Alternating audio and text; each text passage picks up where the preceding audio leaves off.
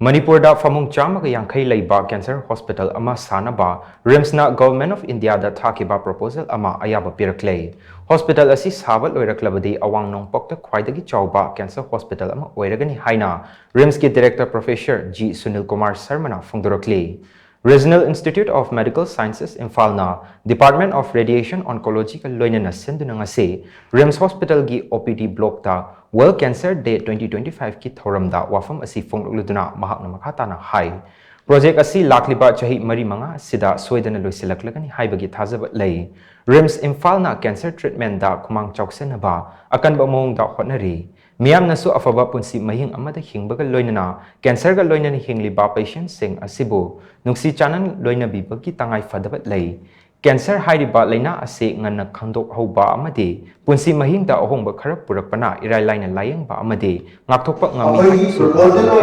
fodoki Swachhata Action Plan 2024-25 ki makhada United by Unique Haiba theme asida pangthokiba thorum aduda RIMS Hospital gi Medical Superintendent Professor N Sanjeev RIMS ki Academics ki Den Professor Brogyan Akoizam amadi Radiation Oncology Department gi Head Professor Y Sobitana maruiba mithunglen sing oina sarung yakhi thorum aduda College of Nursing RIMS ki Principal HOD Nursing Official Staff amadi mahiroi kyasu sarung yakhi Thoramadu ki sarukamo oina cancer survivors singda achamba khudul tamduna ikai khumnabasu utki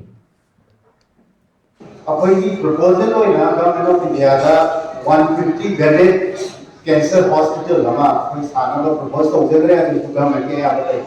matlab sure disam hini parngasi degi sahi mai mangada apoi notice ta one of the biggest cancer hospital lama sabu mangani hari hasal adagi apoi like free treatment masu garana so apoi government of India ki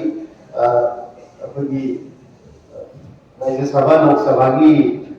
question like apoi lechida free cancer treatment fibra adagi adu mone apoi la kana adu